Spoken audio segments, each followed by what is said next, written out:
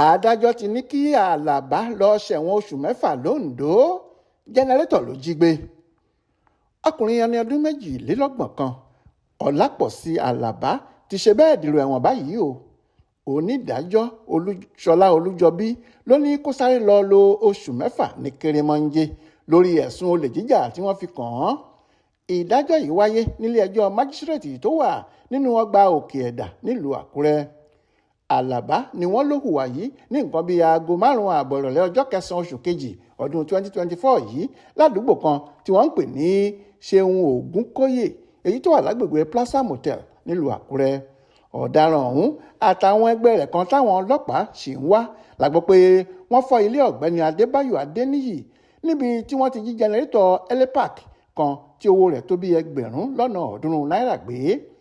Ìwà yìí ni agbèfọ́ba Oníyẹrẹ Táíwò ni ó tako abala 556 àti 403 nínú ìwé òfin ìpínlẹ̀ Ondo ti ọdún 2006. Níwọ̀n ìgbà tí olùjẹ́jọ́ ọ̀hún ti gbà pé òun jẹ̀bi ẹ̀sùn méjèèjì tí wọ́n fi kàn án lẹ́yìn tí wọ́n ka àwọn ẹ̀sùn náà sí ilé títán, adájọ́ kóòtù ọ̀hún onídàájọ́ Ṣọlá Olújọbí kò wúlẹ̀ fi àkókò ṣòfò tó fi gbé ìdájọ́ rẹ̀ kalẹ̀.